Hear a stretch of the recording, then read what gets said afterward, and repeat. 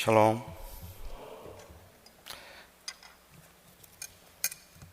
연휴 기간이라 가족들하고 보내시고 피곤하기도 하실 텐데 또 이렇게 오셔서 감사합니다.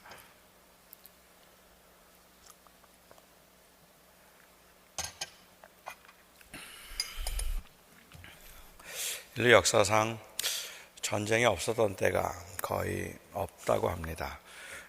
지금도 지구상 어디에선가 우리가 아는 것처럼 요즘은 또 팔레스틴 쪽에서 전쟁이 있어서 사람들의 마음을 불안하게 만들고 힘들게 만들고 있습니다. 모든 사람들이 이렇게 전쟁을 한번 경험하거나 아니면 갈등을 경험하고 난 다음에는 모든 사람이 추구하는 것이 평화입니다. 조금만 평화하게 살 수 있고 화목할 수 있으면 좋겠다고 생각하는데 우리 민족은 특히 더한 것 같아요. 아마 인류 지구상에 지금 유일하게 분단된 국가로서 분단의 아픔을 갖고 긴장 상태를 항상 유지해야 하는 입장에서 싸우지 않고 하나가 된다는 것은 우리 민족들에게는 언제나 최우선적인 과제이고 목표였던 것 같습니다. 늘 침략이 있었고 늘 전쟁이 있었고 이 세상에 가장 무서운 것이 바로 이런 전쟁이고 싸움이라는 것을 우리 민족은 잘 알고 있습니다. 그래서 우리 민족에게 가장 중요한 덕목이 있다면 하나됨일 겁니다. 하나가 되어야 한다. 싸우지 말고 하나 되라는 말, 사이좋게 지내라는 말을 우리가 얼마나 자주 많이 듣고 자랐는지 모릅니다.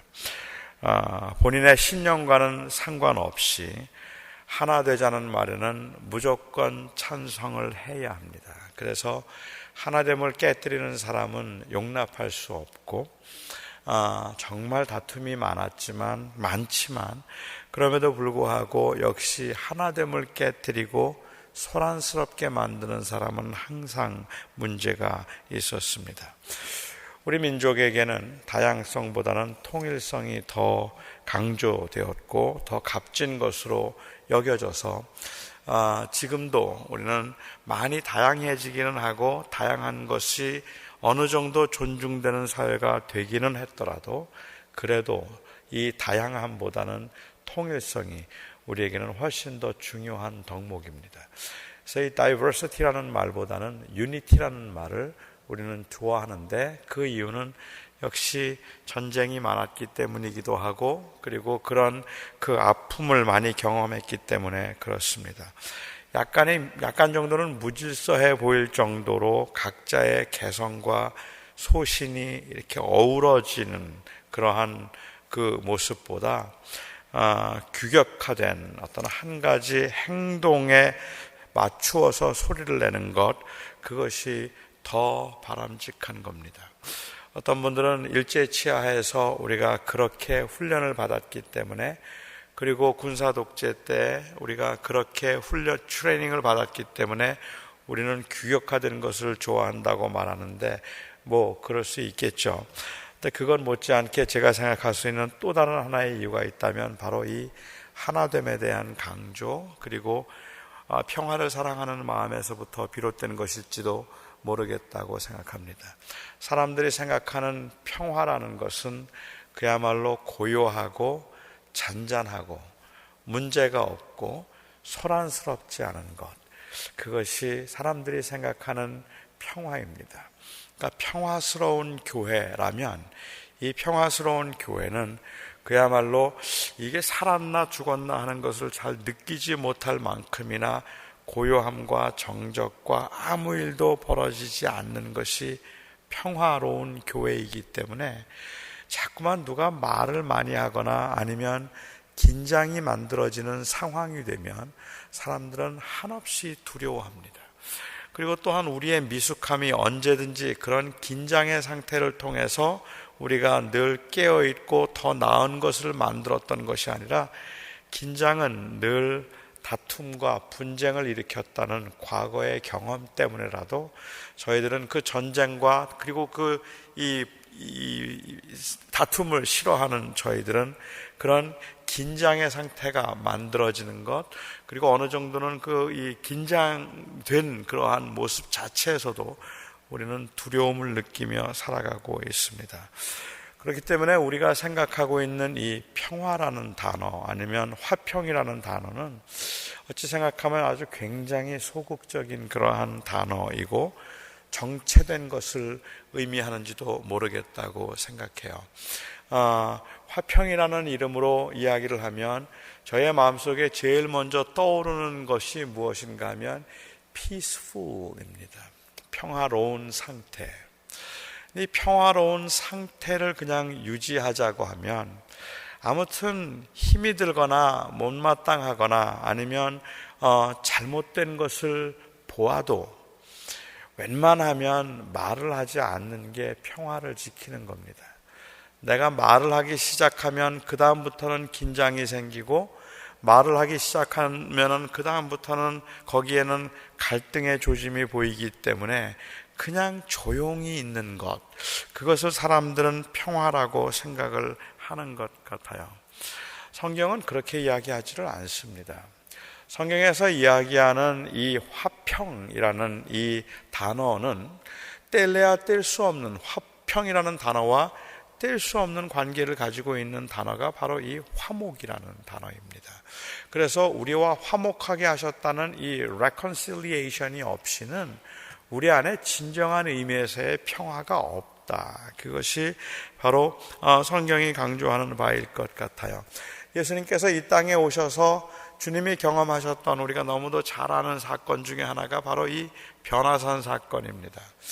세 제자를 특별히 데리고 올라가셔서 베드로와 야고보와 요한과 함께 그 산에 오르신 후에 그 예수님께서는 그 하늘로부터 내려온 모세와 그리고 엘리야와 함께 이 대화를 나누는 장면을 베드로가 보았습니다. 베드로는 그 당시에 그 사건을 경험하면서 너무 그 경험이 환상적이었던 것 같아요. 그 경험이 그에게는 충격적으로 다가왔던 것 같아요. 어쩌면 저럴 수 있을까?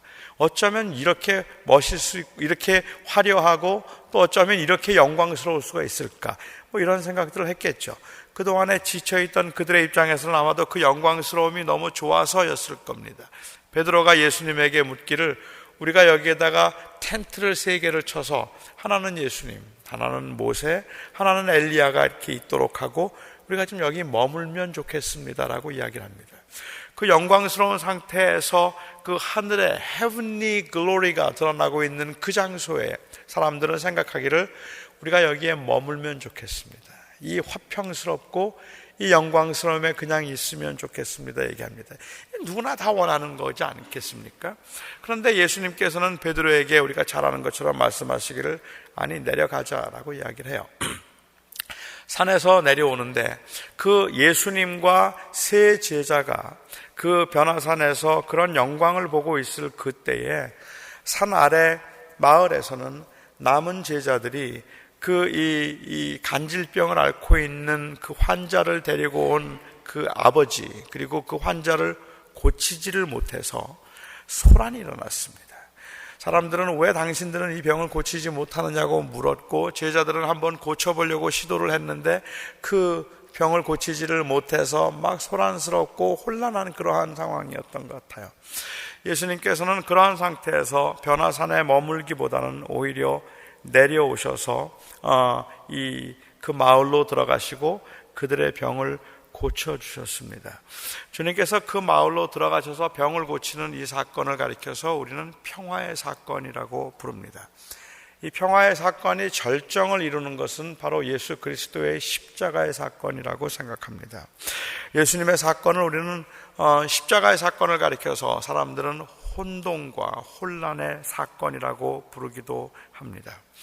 예수님께서 오지 않으셨더라면 어쩌면 이 세상은 그래도 정치적으로나 윤리적으로 덜 혼란스러웠겠다 싶은 생각이 들어요. 인간이 가지고 있는 죄성을 가지고 그 죄성과 싸우려는 마음 없이 그냥 그대로 원하는 대로 살게 만드셨더라면 어땠을까?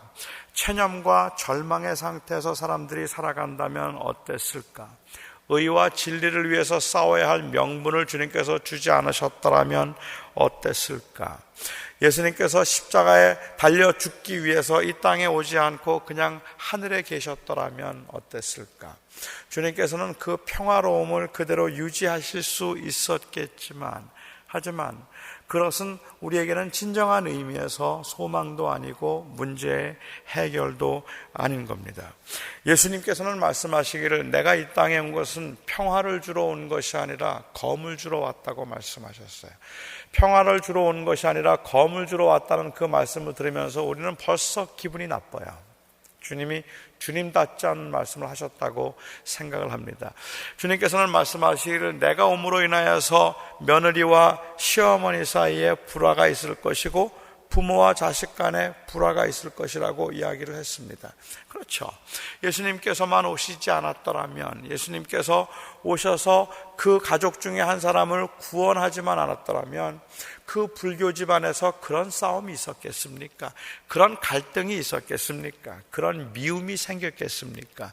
그런데 예수님께서 오심으로 인하여서 그 가정의 구원의 역사를 시작하면 그 시작된 구원의 역사는 내 안에 죄를 느끼게 함으로 인하여서 내 속에서 말할 수 없는 갈등을 느끼기 시작하고, 내가 예수를 알지 못하던 때, 아직도 내가 주님을 만나기 전에는 그냥 세상에서 그렇게 쾌락을 즐기며 살고 향락적으로 살던 그 삶에 아무런 가책도 없이 사람은 그렇게 사는 거라고 생각하면서 죄를 즐겼는데, 사람을 미워했다 할지라도 나쁜 짓 한 사람 미워하는 거 당연하고, 못된 짓 한 사람을 내가 싫어하는 거 당연하고, 내가 꼴보기 싫은 사람들과 나와 마음이 맞지 않은 사람들하고 내가 상종하지 않는 건 그거는 당연한 일이고, 모든 인간들은 그것을 추구하는 것이니까 아니 난 저 친구 안 볼 거야 라고 말하면 그냥 안 보면 그만이었던 그때가 있었는데, 우리가 주님을 믿고 난 다음에는 누구도 그냥 안 보는 것도 편안하지가 않아요. 그냥 마음이 불편하고 왠지 먼저 가서 용서를 구해야 할 것 같고 관계를 회복해야 될 것 같은 그 갈등이 내 안에서 시작되었다는 말입니다.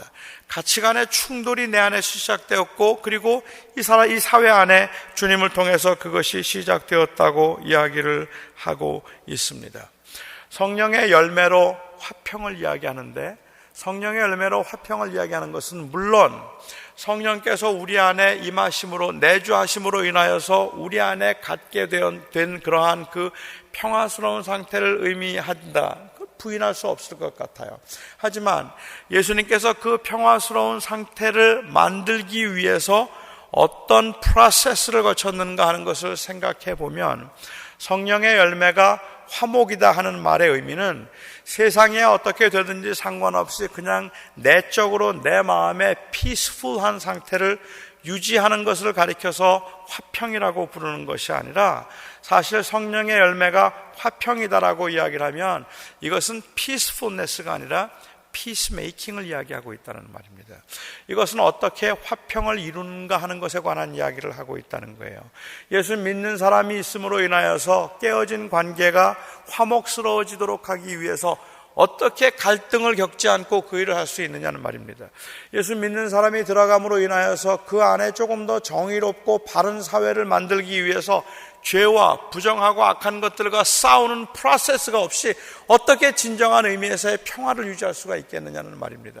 그런데 너무 많은 사람들은 그냥 성령의 열매는 화평이다 라고 이야기를 하면, 내가 그냥 어떻게든지 그 죄가 있든지 속이 썩어 들어가든지 상관없이 그냥 피스풀한 상태를 유지하는 것을 가리켜서 우리는 화평이라고 이야기를 하는데, 성령이 우리에게 임하시면 단순히 그런 세상을 다 잊어버리고 세상에는 아무런 상관도 하지 않고 그냥 나만 마음의 평화를 유지하는 상태가 내게 임할 것이라는 이야기를 하는 것이 아니라, 성령의 열매는 그렇게 이 세상에서 그리고 하나님과의 관계에서 화목해 하는 역사들이 일어난다는 의미가 있지 않을까 생각을 해봅니다.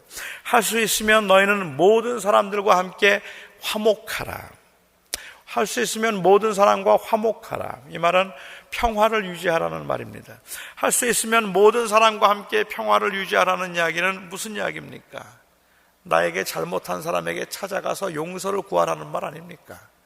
할 수 있으면 모든 사람과 화목하라는 이야기는 결국은 원수라 할지라도 내가 사랑할 수 있고, 70번에 7번까지라도 내가 사랑할 수 있도록 하기 위해서 그렇게 노력하고 애쓰는 모습이 할 수 있거든 모든 사람과 화목하라는 주님의 요구가 아니겠습니까? 그냥 다 꼴보기 싫은 것들, 썩은 것들, 이 못마땅한 것들과 내가 상종하지 않으므로 내 마음의 평화를 유지하겠다는 그러한 생각을 가리켜서 할 수 있거든 모든 사람과 화목하라는 말씀이라고 하셨겠는가? 아니면 내 유익과 편리를 위해서, 그래서 그냥 그 침묵하고 있는 상태를 가리켜서 할 수 있으면 모든 사람과 화목하라고 말씀을 하셨겠는가 말입니다. 지금까지의 성령의 열매들을 제가 말씀드리면서 이 성령의 열매는 그냥 어떤 그 natural disposition이 아니다, 그냥 자연스러운 성향이 아니다 라고 그렇게 말씀을 드렸고, 이것은 상태를 의미하는 것이 아니라고 제가 여러분들에게 지금 사랑과 희락과 오늘 화평까지 말씀을 드렸습니다. 만약에 성령의 열매들이 그러한 그 상태를 의미하는 것이 아니라 행동을 의미하는 것이라면, 그래서 희락이 성령의 열매라는 그 말 속에 담겨져 있는 또 다른 하나의 의미가 있다면, 아니 갈라디아서 5장 전체에서 5장에서 지금 이야기하려는 성령의 열매를 이야기할 때 성령의 열매가 사랑이다, 성령의 열매가 희락이다 라고 이야기를 하면, 그 희락이 성령의 열매라는 그 말 속에는 바로 이러한 상태가 유지되어야 된다는 이야기를 하고 있는 것이 아니라, 이것은 명령이기 때문에 행동을 요구하고 있다고 말씀을 드렸습니다. 그것이 바로 성령의 열매입니다. 성령의 열매가 희락이다 이야기하면 이 말에는 기뻐하라는 명령이 들어있는 것이고, 성령의 열매가 사랑이다라고 이야기하면 우리는 예수를 믿는 그 믿음 때문에 사랑해야 한다는 그러한 그 행동이 들어있다는 말입니다. 마찬가지로 화평이라는 것도 그냥 그런 화목한 평화스러운 상태를 의미하는 것은 아닙니다. 일반적으로 사람들이 생각하고 있는 평화스러운 상태는 고요하고 잔잔하고 아무런 어떤 그 이 움직임이 없는 상태입니다. 사람들이 생각하고 있는 평화스러운 상태는, 그림을 보자면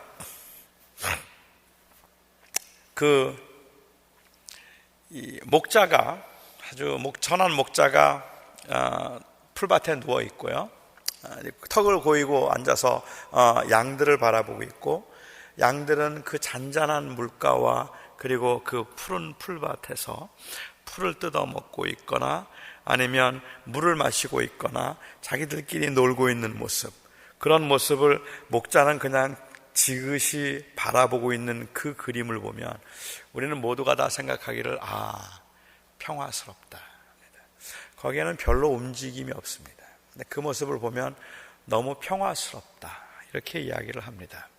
그런데 제가 어떤 글을 읽는데 한 목사님께서 내가 평화라는 제목으로 본 그림 하나를 소개했어요. 그 피스라는 제목으로 그 그림을 그렸는데, 어떤 분이 그린 그림인지 작자미상이었던 것 같은데요, 그 그림을 보면 그 이 목자가 그냥 누워있는, 편안하게 턱을 괴고 누워있는 모습이 아니라 절벽에서요, 그 나무가지가 있는데, 그 나무가 있는데 그 한 손으로는 나무를 붙들고 그 아래에 그 이 떨어져서 지금 그 아슬아슬하게 간당간당 그 이 나무가지에 걸려 있는 그 양을 구하기 위해서 손을 내밀어서 그 양을 붙잡으려고 하는데, 그 나무를 잡고 있는 팔목에 그 핏줄이 서고, 그리고 온몸으로 땀을 뻘뻘 흘리면서 그 위기 가운데서 거기에 죽어가고 있는, 아니면 떨어질지도 모르는 그 양을 잡으려고 그 양에게 손을 내밀고 있는 그 모습을 보면서 피스라는 제목을 붙였습니다. 이게 바로 평화다 제목을 쳤어요. 저는 성경이 얘기하고 있는 화목, 화평, 평화, 이건 바로 이런 모습이게 아니겠는가 하는 생각을 좀 해보았습니다. 저희 옛날에 살던 집에 이 물바지가 있잖아요. 이렇게 물이 내려가는 그 걸어가 있는데, 그 물바지에 못이 빠진 적이 있습니다. 그래서 물바지가 이렇게 건들건들하게 이렇게 있는 거예요. 제 아내가 이제 저에게 물바지가 떨어져서 자꾸만 소리가 나고, 그러니까 그 물바지를 다시 벽에다가 고정시키라 그래요. 그래서 제가 알았다고 했습니다. 그리고 고정시키려고 제 생각에는 못만 박으면 된다고 생각을 했죠. 그래서 이렇게 못을 박으려고 해보니까 그 나무가 썩었어요. 그러니까 못을 박아도 도로 빠지는 거예요. 그러니까는 결국은 이 물바지가 건들건들거리고 소리를 내지 않게 하기 위해서 제가 해야 되는 일은 무엇인가 하면 그것은 바로 이 나무를 잘라내고 새 나무를 붙이는 겁니다. 하지만 저에게는 그런 기술이 없습니다. 그래서 그냥 그것을 그냥 못으로 대충 붙여만 놨어요. 대충 붙여놓고 그리고 난 다음에는 제가 그냥 마음에 기도하기는 바람이 안 불었으면 하는 마음이고, 바람 부는 날 그 앞에서 막아서서 이제 바람을 막으면 건들거리지 않는가, 이게 과연 문제 해결이겠는가. 제가 언제 한번 말씀을 드렸던 적이 있는데요. 한 2년 전에 말씀을 드렸던 것 같은데,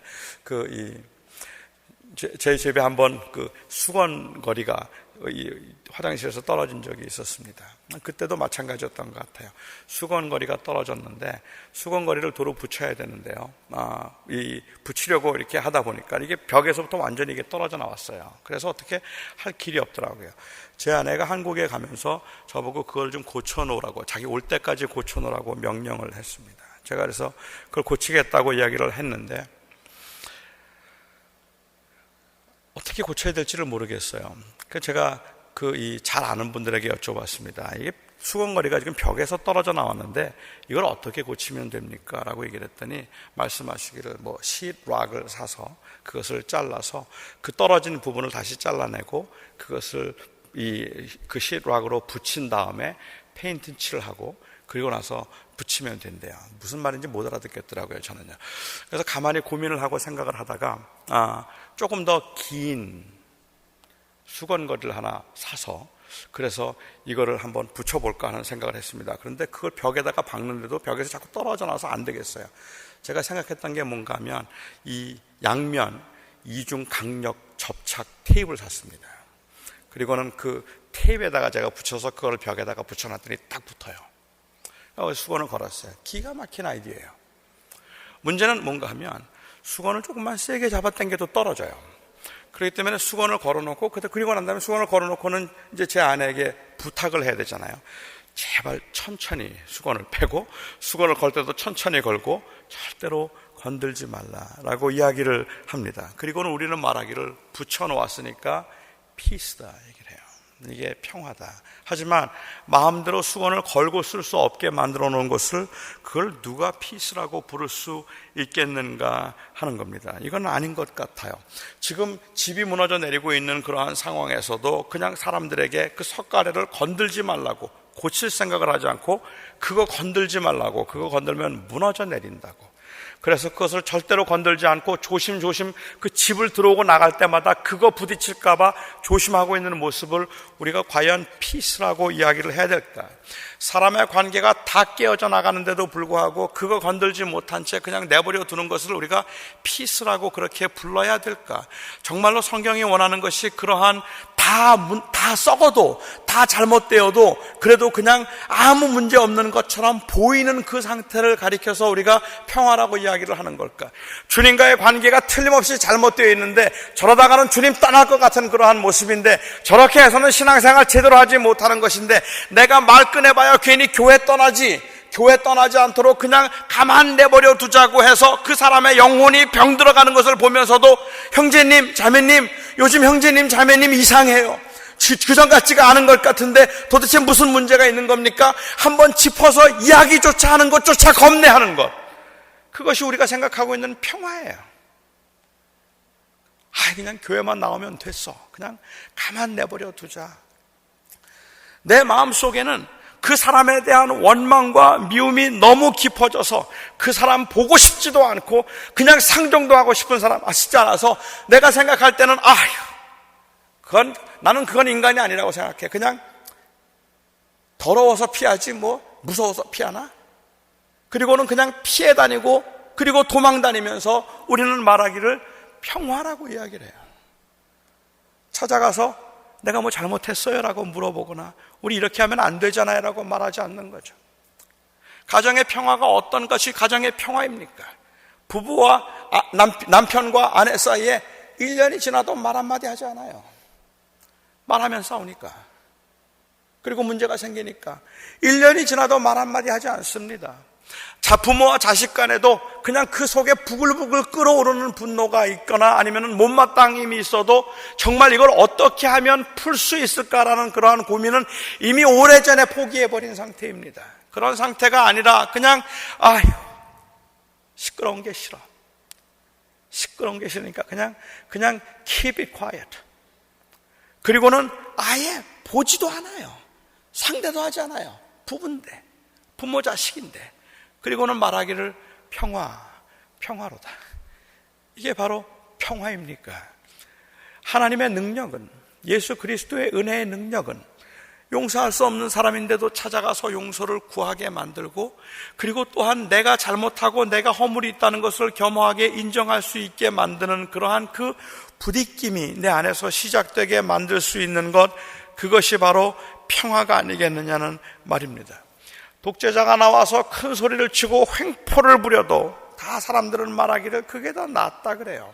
왜냐하면 평화로우니까 좀 조용히 살자고 합니다. 자녀들을 학대하고 날마다 아내에게 폭행을 가하고 대들고 맞서면 그냥 시끄러우니까 그냥 엄마가 맞아 그래요. 그게 평화입니까? 아니잖아요. 그런데 우리가 생각하는 평화는 그거예요. 엄마, 나 시끄러운 거 싫으니까 그냥 엄마가 대충 맞고 살면 안 돼? 우리가 보통 생각하고 있는 것들이 어쩌면 그런 모습 아니겠는가 말입니다. 불의에 의해서 약자들이 억울한 일을 당하고 있거나 아니면은 고난을 당하고 있는데도 불구하고 우리는 누군가 도와주겠다고 손을 대기 시작하는 순간부터 내 인생은 복잡해질 것이기 때문에 가능하면 피해라. 그것이 우리가 생각하는 그 평화일 겁니다. 그런데 성경이 말하는 화평은, 여기에 성령의 열매로의 화평은 되어져 있는 상태가 아니라 만들어가는 것을 의미하고 있습니다. 거기에는 이해하고 받아들이려는 아픔이 있고 내 자존심을 꺾고 권리를 포기하려는 치열한 싸움이 내 안에서는 시작되는 것, 그것이 바로 피스메이킹이라는 말입니다.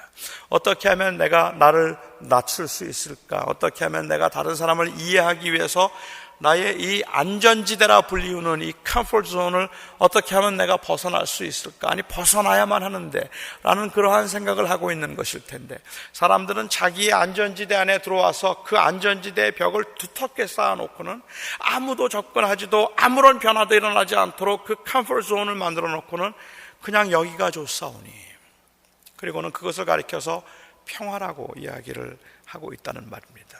주변의 사람들이 다 쓰러져 나가고 다 넘어져 나가고 다 어려움을 겪어도 그래도 그냥 내 안에 그 나의 안전지대 안에 머물고 있는 것, 그것이 평화라고 생각을 하는 것 같아요. 한마디 대화도 오고 가지 않는데 서로를 이해하려는 노력이나 자기를 양보하려는 마음이 전혀 없는데 서로 등을 돌리고 앉아서 악랄하고 야비한 인간 두고 보자는 식으로 마음에 분을 삭히고 언젠가 내가 꼭 반드시 보복할 날이 있을 것이라고 생각하면서 그것을 이 마음속에 품고 그 한을 품고 살아가는데, 그 한을 품고 분을 삭히기 위해서 단순히 열심히 기도하고 목이 터져라 부르는 찬송, 그래서 마음이 진정이 되면 그게 하늘의 평화라고 생각하는 것, 이것이 우리가 가지고 있는 잘못된 문제 아니겠습니까? 저는 여러분들에게 몇 가지 도전을 좀 하고 싶습니다.